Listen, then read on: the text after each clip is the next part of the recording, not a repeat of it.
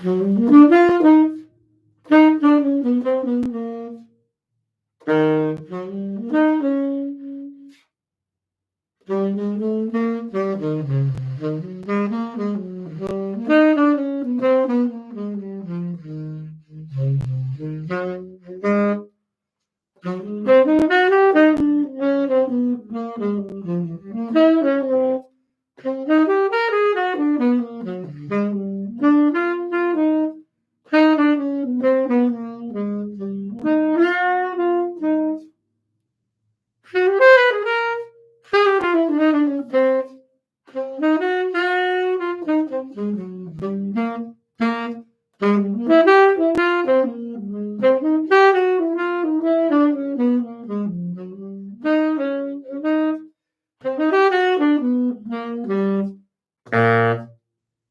some people here. Can you all hear me? Let me know in the chat if you can hear me talking and playing.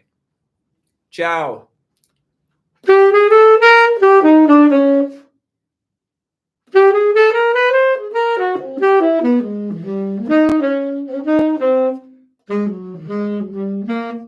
What's up, Igor? Can you hear me? Awesome. Great.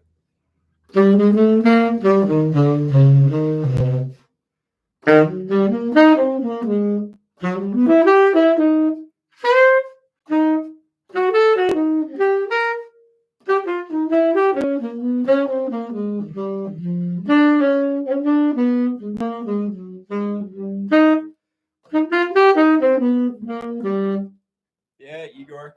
Yeah, so people just drop questions in the chat. We could talk about anything at all. I got about a half an hour to hang out. Yeah, I got a new like sort of cheap saxophone that I can take on planes and not worry about damaging my sort of priceless balanced action. So, yep, it is a new sax. It's unlacquered, but it's all polished up and shiny now. But it's going to start oxidizing and patinaing and all that kind of stuff. So let me know if you all have any questions. We could talk about anything.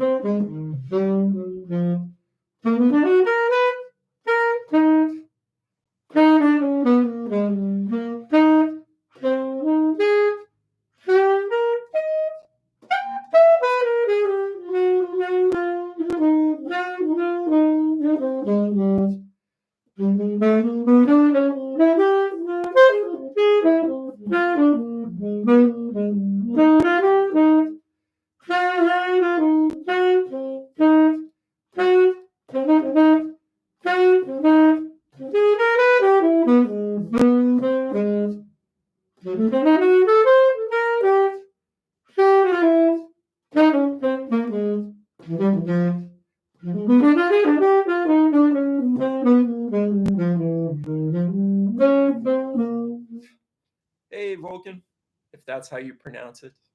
If I didn't just butcher it. Nice to see you here. Anybody got any questions? Jazz? Saxophone? Anything? Let's hang. So Vulcan says, about to acquire a 10-star Lawton with a plain baffle. Maybe B. Do you have experience? No, I've never played a Lawton before. I have some friends that play them and absolutely love them. But I think well, I've never played one before, so I shouldn't actually speak on it. I think those might be a little bit too bright for me, or at least that's like the idea I have in my head about Lawtons. But I would love to know what you think about it. Would love to hear how it's playing for you and all that good stuff. Yeah, Igor has recognized some lines from the Fourth Blues course, Fourth Exchange. Yeah, Igor's in the Jazz Intensive, man. He's working on a lot of this stuff with me. And we do a lot of trading in that group. So that's what he's talking about. But yeah, lay some questions on me. Lay some questions on me here. I'm here for you. I'm at your disposal. So I'm just gonna play a little bit until I get some questions in the chat. I'm doing blues in E flat this week. So that's what I've been shedding.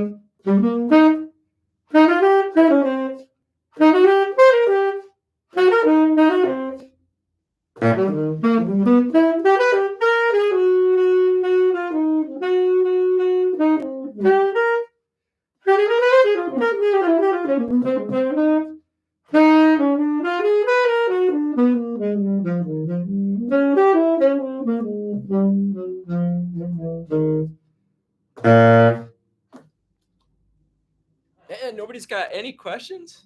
Crazy. All right, Vulcan's coming back in with some more gear talk here.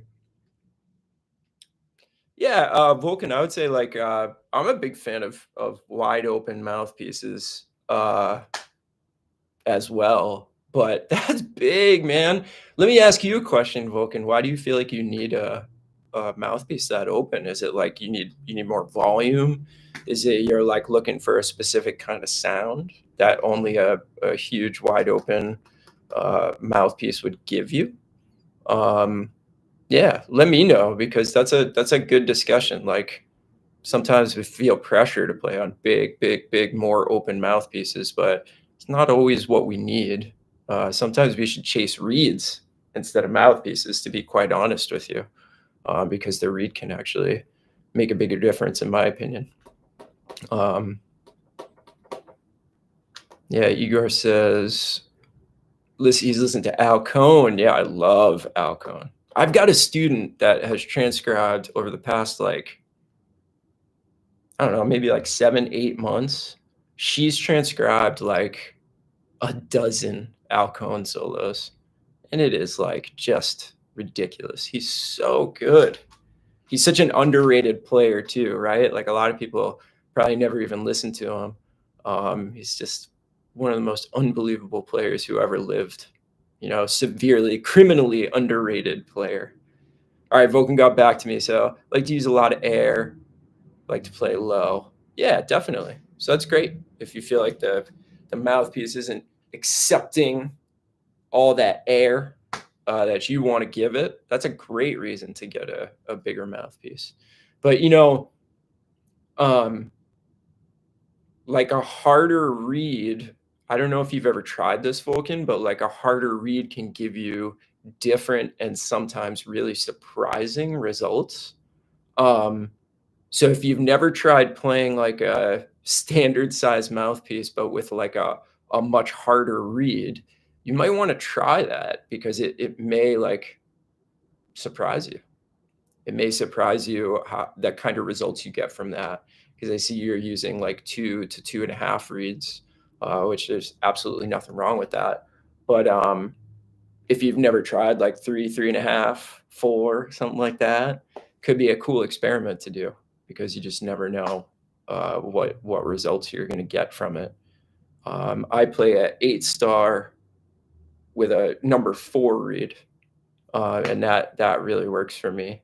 But if I played like a 10 with a number 3 reed, it would give me a very different sound. So it's the combination of the tip opening, the style of mouthpiece, and the strength of reed. So I don't know. I hope that sheds some light on it for you. Okay, it's the neighbors. I get that, man. I get that. I had to rent a place to play saxophone in because my wife is really nice, and she said it didn't bother her, but who in their right mind wouldn't be bothered by, overtones and long tones and all this crazy stuff we do as saxophone players. Anybody have any questions on their development? Anything they're practicing? Any thoughts that they'd like some advice on or just to talk about? Feel free to drop them in the chat.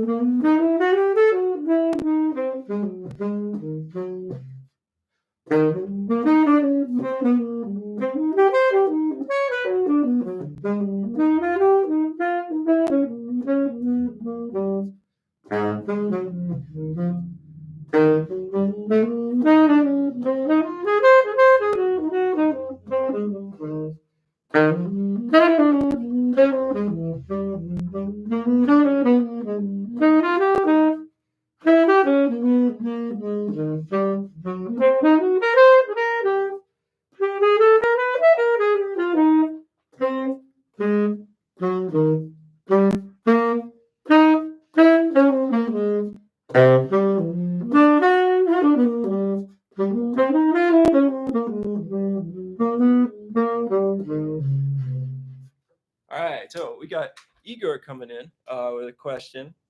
How do you practice with drones? Do you do tone matching at all? Intervals with a drone? Yeah, I do all those things. I love using the drone. If you come in to my practice room, the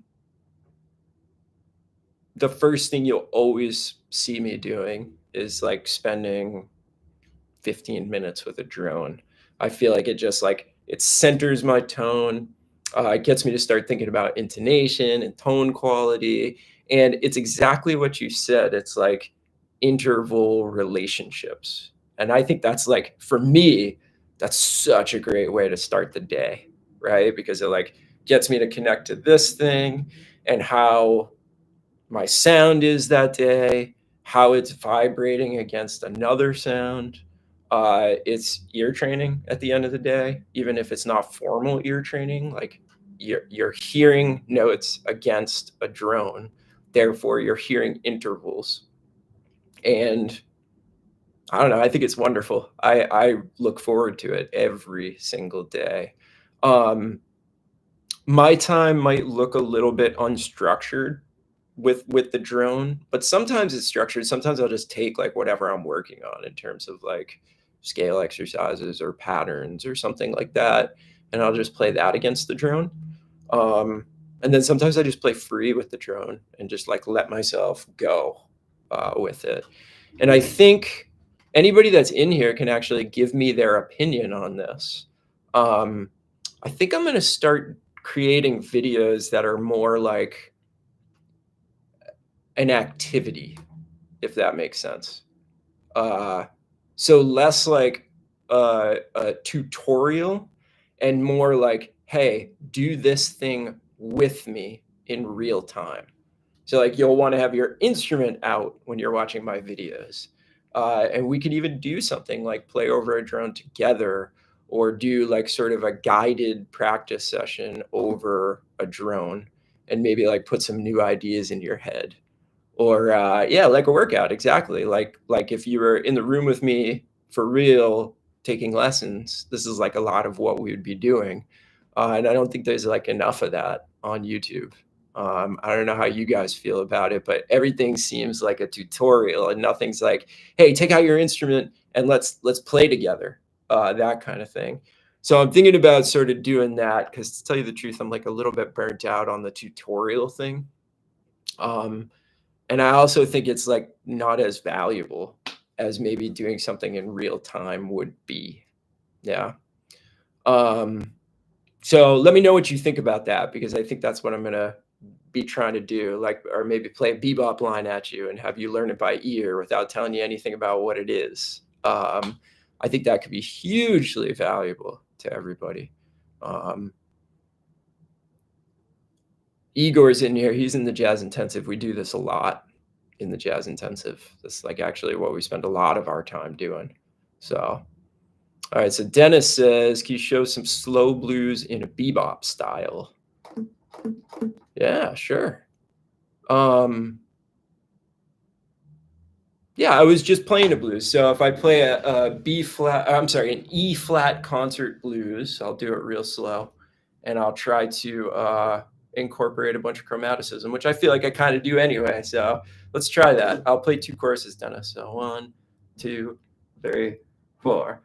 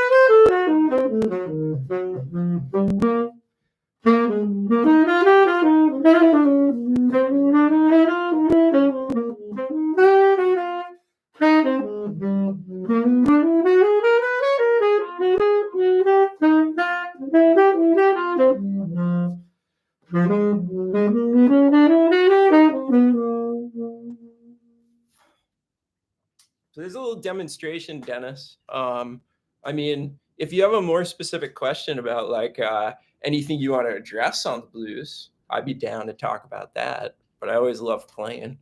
Um, all right, Barbara, could you talk about how you approach improvising over the B section of? Oh, wait. I wanted to make sure I didn't skip anybody. Yeah, Barbara was next.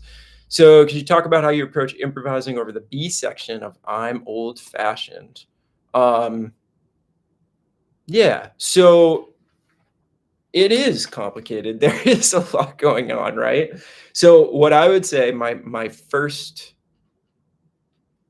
piece of advice to you, Barbara, would be, can you simplify it?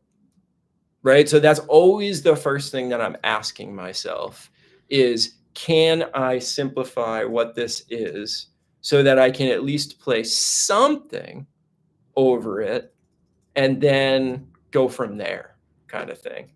I'm just pulling it up right now because that's one of those tunes that I don't know like super well. So you're talking about the B section, Barbara, 21 through 24. Yeah, so there's kind of a lot going on there, right?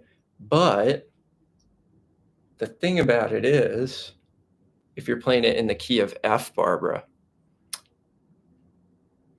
like a lot of it is just in A major, a ton of it actually, you know? So if you could figure out how to reduce that down to like a key center or something that can just remove like chord, right? That's what you want to do. That's always my go-to. Other than that, my biggest piece of advice would be to like super slow it down. If you can't figure out what key center it's in, right? And you're having a lot of trouble, like, I can't make sense. I can't make heads or tails of these chords, and I can't simplify it because I don't know what's going on harmonically. Then slow it way down and just practice using chord tones. That's another really awesome strategy for how to deal with something that's like really tough. Is just slow that thing down to like an absolute crawl and see if you can, you know. So let's see, 21 through 24. So 16, 20. Yeah. So. Sorry, I'm playing in the rocky.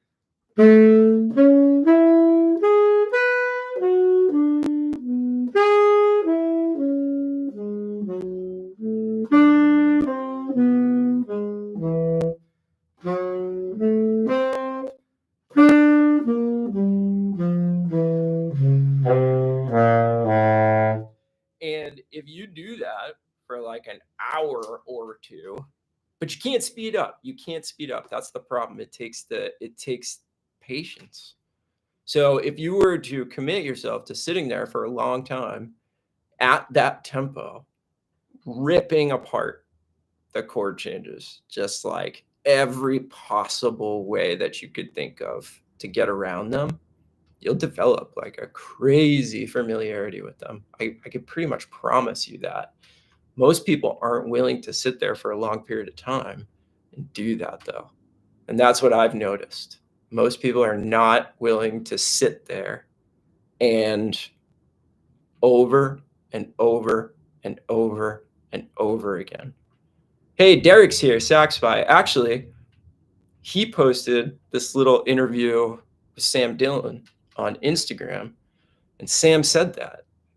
He said, "Do you really want to know a tune? Commit yourself to playing over the form to the tune 100 times, and you'll never forget that tune." So, like, if you really think about that, somebody like Sam, right? He's like seemingly superhuman musician, can do whatever he wants to, right? I bet he would tell you there's nothing like fancy about what I'm doing. I just did it more. I just did it more than you. Yeah. Like Derek said, that hit him hard when Sam said that. And sometimes it hits you hard with how simple it is. But you're like, oh, I guess I haven't been willing to do that. You're expecting some crazy, like, highfalutin answer, and you get, no, I just did it more than you. It's both awesome and like, I guess I just have to do it 100 times. But it's awesome in the way that like almost anybody could do it. It's just, are you willing to do it? I think that's a huge part of it, right? Cool. Hopefully that helps you, Barbara. But yeah, why don't you do that actually? Why don't you go, and I want you to commit to practicing that part of the form 100 times, okay? And do it like 4 times, and then in a notebook, write down 4. And literally do it 100 times, okay? And then get in touch with me, and let's talk about it. Because I guarantee you it's gonna work. So send me an email or something after you do it 100 times, and let's talk a little bit further about this, Barbara, if you're still there. Great question, though. All right, so Stefan says, what was the most helpful thing for you to build technique? How much time have you spent on it? Where are your technique sessions structured? Yeah, that's a really great question. I spend most of my time with the basics and trying to manipulate the basics in new and interesting ways. That's mostly what my technique practice looks like, right? So I'll do like I'll pick a key, and I'll start with just regular major scale.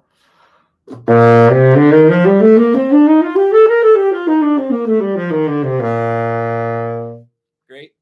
And then I will simply just say, all right, how else can I manipulate this collection of notes, right?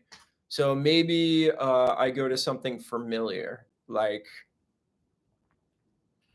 diatonic triads. So maybe I take that C major scale, my C major scale, and I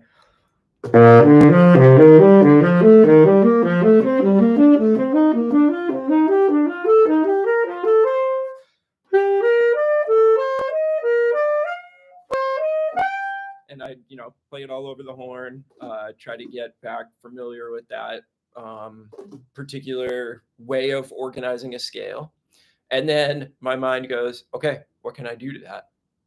What can I do to those diatonic triads to make me do something uncomfortable, or make me do something new, or make me do something that sounds cool, right? So what's coming to my mind right now is, what if I added a chromatic approach tone to each diatonic triad?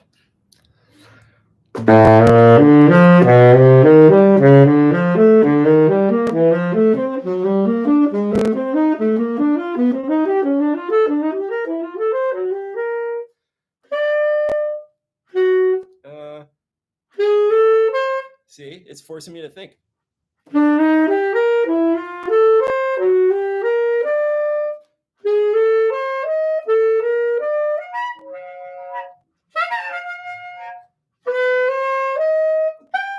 Right?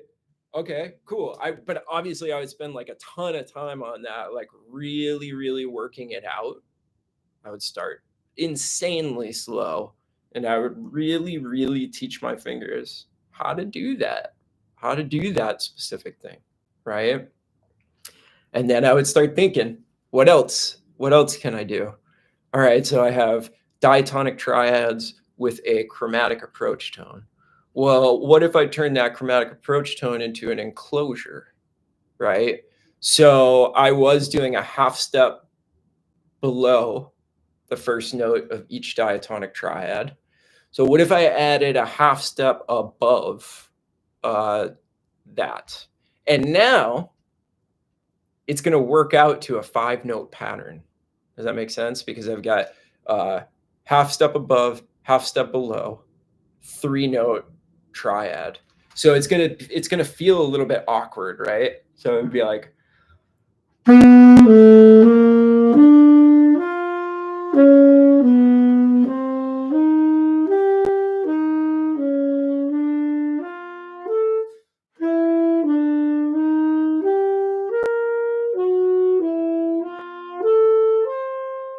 cool. Well, that could be interesting to try to play it as a figure of 5. That's one way to handle it, right? But it also gives me the opportunity to try to make it into like an even rhythm. So how would I turn 5 notes into an even rhythm? I would probably play 2 eighth notes in a triplet.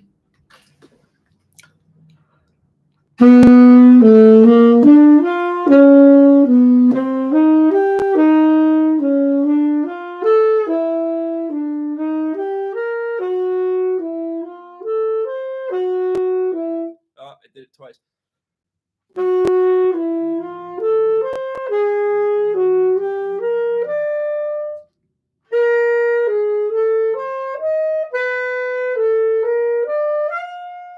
So I would probably do that way slower, right? Because the fact that I was messing it up, I think means I was like doing it too fast.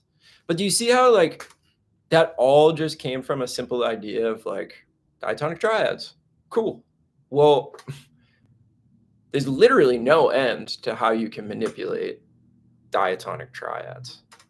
There's none. It will never end. You could always come up with something new, right? So my technique practice is not like some super top secret book that somebody showed me or something like that. It's just like taking basic structures and figuring out how many ways I can manipulate those basic structures. So I hope that helps Stefan or Stefan. I hope that gives you some new ideas. I mean, there are some great books too, right? Like pretty much any classical etude book will kick your butt all over the place. Those are really humbling, especially for like jazz players. Ben Solomon has some of the most killing etude books that I've ever come across. Those are at a pretty high level though. I really have a hard time with those, but I really, really enjoy doing them. Vulcan, I don't really know that tune. I'll check it out though. I'll check it out and get back to you. Rick, so yeah, I mean, I could demonstrate using a whole tone. Wouldn't be the most exciting thing in the world. So a whole tone scale is just, a bunch of whole steps.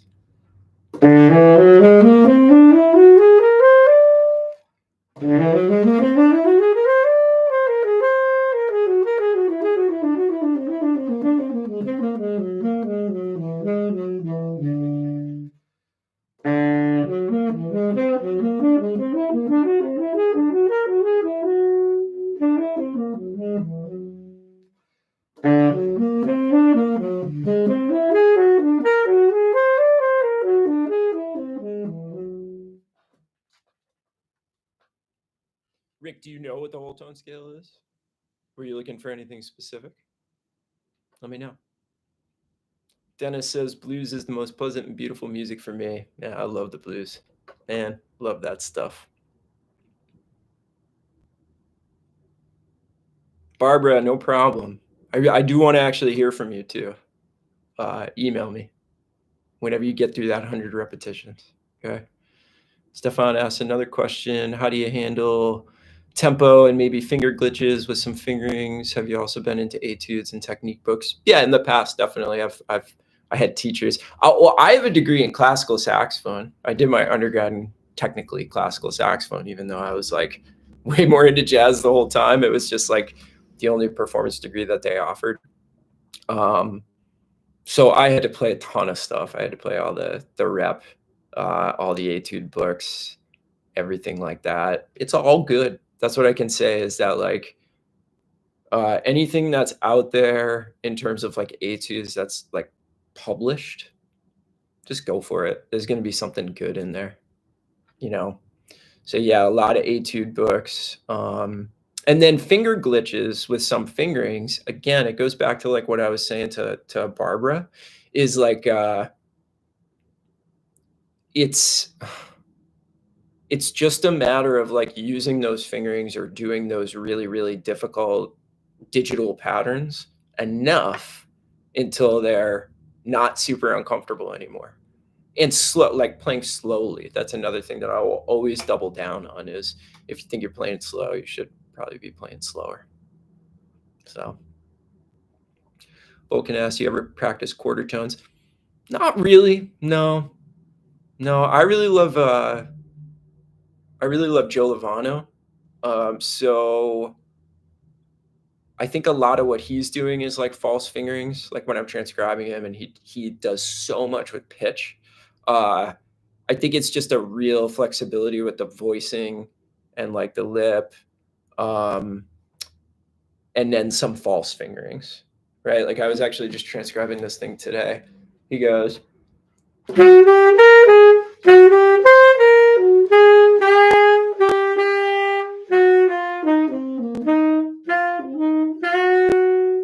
right? So he uses like B flat, but then I think what he does is he puts his right hand down.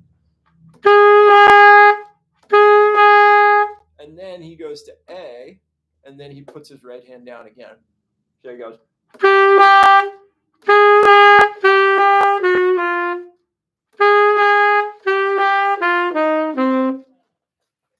But no, I've never really done much with like the quarter tone thing, and like it would probably help if I did it, but I haven't done it. Mikey, this is just like a saxophone that I got directly from a manufacturer in China, and it's just like my travel horn, but it's actually freaking awesome. So I really dig it. But it's just kind of a no name, like direct from the manufacturer. I did some research on which manufacturer to use, but that's all. I just don't want to bring my balanced action on planes anymore, and like to teaching every day. It's just like, I don't know. I don't want anything to happen to that horn. I don't have to worry about this one. So, all right. Let's see. Who's the lead player in a small ensemble with a rhythm section, trumpet, sax, trombone? That's a good question, Lewis, but I really think it's there is no solid answer for that. I think it depends on like skill level, experience level, uh, personality. If you're talking about in the music, that depends a lot too. Like, are you guys playing arrangements? Are you just playing tunes? That's a big sort of open-ended question. I think any of those people can be the leader, even a rhythm section member. Think about Art Blakey and the Jazz Messengers. Art Blakey was the leader of that group, for sure, no doubt about it. And then you think about a lot of other groups, and it's various people in the ensemble. So using the whole tone over changes like minor blues. Yeah, I mean, there's lots of ways to use it. It's a little bit of a too deep question, I guess. Um, Now, Rick, this is an answer you're probably not going to like, but I think it's the best answer I can give to you. You should get to a point where you know the minor blues so well, and you have played the crap out of everything, that it eventually leads you to a whole tone sound. And it took me a long time to realize that, because I always used to like say like, oh, there's this cool sound and it's called blah, blah, blah. And then I would try to put that into my playing, and it never really worked. So what I would say is learn the minor blues so well that you actually start searching for sounds, and you are like sort of naturally brought to something that's like a little bit out or a little bit non-diatonic or whatever it might be. And maybe you're at that point. That's one of the limitations of this. Like, all I see is what you wrote, right? Um, but for me, whenever I think like sort of, I just want to like play something because I heard it was cool, or because like somebody said that term, it never really works out for me. So that might be like not a really satisfying answer, but really ask yourself, because the other thing is that there's like 500 different ways to use a whole tone scale in the minor blues, and we won't cover all of them right here on this live stream. So what I would do is just figure out what the whole tone scale is, and then if you're really dead set on using it, you experiment with the whole tone scale over the minor blues and figure out where you like it. Because if you like the way it sounds, nobody can say anything to you.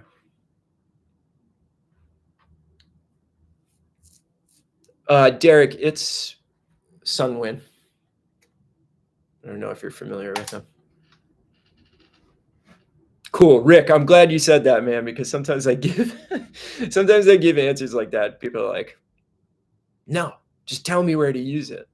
So Rick, that sort of proves to me that like you're after the right things in this music.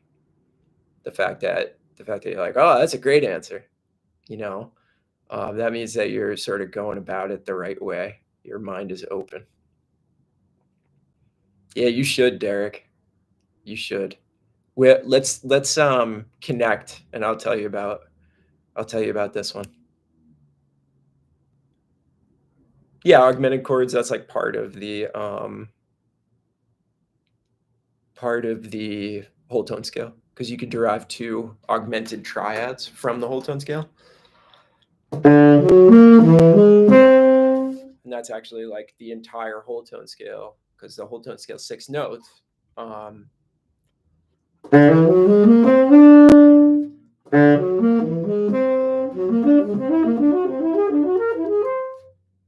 So yeah, augmented triads are part of it.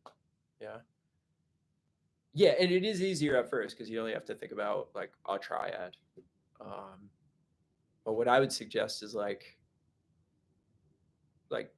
what I said with the major scale stuff, like when I work on technique, I just pick a structure and then I just work that structure to death, thinking about what can I do to make this more interesting? What can I do to make this more interesting? So that's what I would do with whole tone as well. Because then nothing is easier or harder. You just have like complete command over that, which I think is really cool. Sax Bass says, my favorite minor blues solo with the whole tone is Lester Young on Swing Brother Swing. Yeah, so there you go. Go check that out. Go check that out, Rick. And maybe Lester will inspire you. So, all right, people, thanks for hanging so much. I got somebody coming in for a lesson in about 10 minutes. So I'm going to get ready for that and finish up my day of shedding here. But thanks for stopping by and hanging with me. This was great. Really, really good questions. And if anybody that I answered their question would like a follow-up to any of that, just like DM me on Instagram, or you can always email me. It's nick@nickmanellamusic.com. But you can find me. I'm out there. I'm easy to find. So thanks for hanging, everybody. I'm going to try to do this more often. So definitely look out for more of the live streams. I'll try to schedule some of them, but I just decided to hop on today. All right. All right. Have a good weekend, everybody. See you.